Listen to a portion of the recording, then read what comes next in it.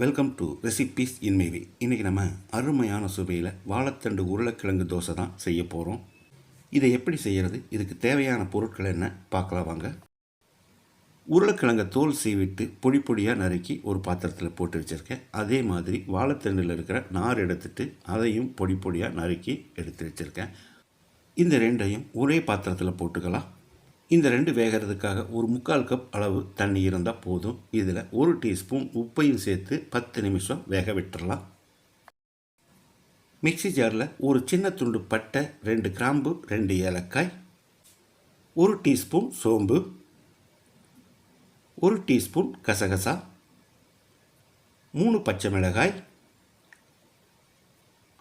1/2 cup அளவு துருவின தேங்காய், 1/2 கப் அளவுக்கு தண்ணி சேர்த்து அரைச்சி எடுத்துக்கலாம். ரொம்ப நைஸாக அரைக்க வேண்டாம். வாணலியில் 1/2 டேபிள் ஸ்பூன் எண்ணெய் ஊற்றிக்கலாம். 100 கிராம் அளவுக்கு ஒரு பெரிய வெங்காயம் பொடியாக நறுக்கினது.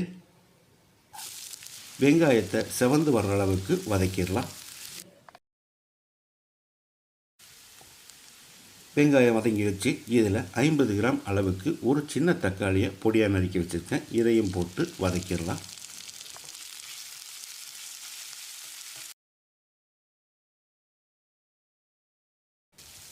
வெங்காய தக்காளி நல்லா வதங்கிருச்சு.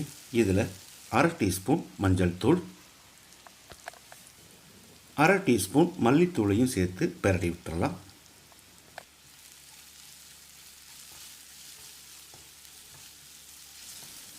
இதோட 2 டீஸ்பூன் இஞ்சி பூண்டு விழுதையும் சேர்த்து பச்சை வாசனை போகிற அளவுக்கு ஒரு 30-40 செகண்ட் வதக்கிடலாம்.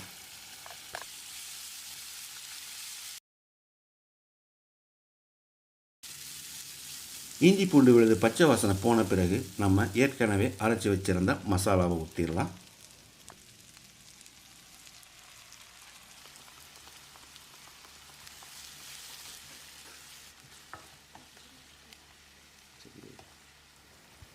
மிக்சி ஜார் அலசி கொஞ்சமாக தண்ணி சேர்த்து கலந்து விட்டுடலாம்.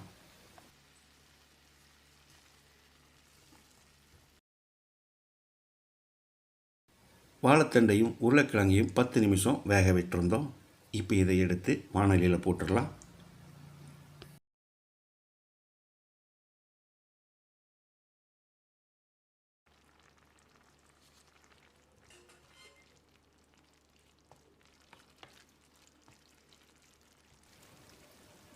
இப்போ இதில் 1/2 டீஸ்பூன் உப்பு சேர்த்துக்கலாம். இது சரியாக இருக்கும். 1/2 கப் அளவுக்கு வேக வச்ச தண்ணியும் ஊற்றி கலந்து விட்டு கொதிக்க விட்டுடலாம். இது ஒரு 10 நிமிஷம் கொதிக்கட்டும். மூடி வச்சிடலாம். இடையில அடிக்கடி கலந்து விடணும்.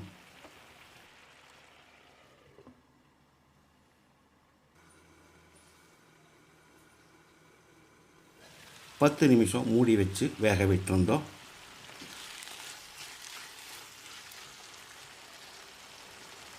இப்போ இதில் பொடியாக நறுக்கின மல்லி இலையை போட்டுக்கலாம். இது கிரேவி பதத்தில் இருக்கிறதால ஒரு 2 நிமிஷம் ஃப்ரை பண்ணி விட்டே இருக்கணும். அப்போ தான் கொஞ்சம் திக்காகும்.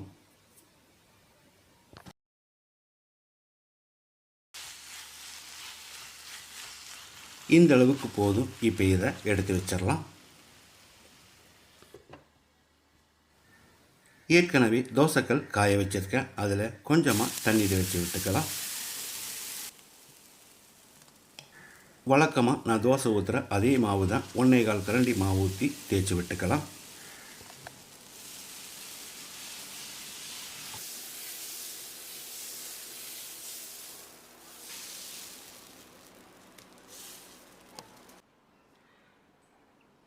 தேவையான அளவுக்கு எண்ணெய் ஊற்றி இந்த மாதிரி லேசாக தேய்ச்சி விடணும். ஒரு 30 செகண்ட் இது வேகட்டும்.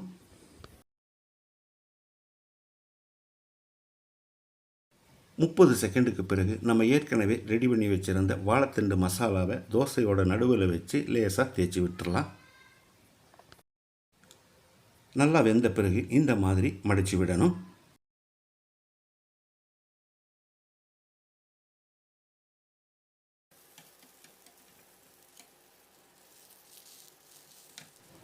இந்த மாதிரி மடித்து விட்ட பிறகு மறுபடியும் ஒரு 30 செகண்ட் வேகட்டும். ஹோட்டல் ஸ்டைலில் அருமையான சுவையில் ஹெல்த்தியான வாழைத்தண்டு மசால் ரோஸ் ரெடி ஆயிருச்சு. இதுக்கு சைடிஷ்ஷே தேவையில்லை. இருந்தாலும் தேங்காய் சட்னியோடு சாப்பிட்றதுக்கு ரொம்பவே பிரமாதமாக இருக்கும். இதே மாதிரி இதே அளவுகளோடு நீங்கள் செய்து பாருங்கள். இந்த வீடியோ பிடிச்சிருந்தா லைக் பண்ணுங்கள், கமெண்ட் பண்ணுங்கள், ஷேர் பண்ணுங்கள். சப்ஸ்கிரைப் பண்ணாதவங்க சப்ஸ்கிரைப் பண்ணுங்கள். மறக்காமல் பெல் பட்டனை கிளிக் பண்ணுங்கள்.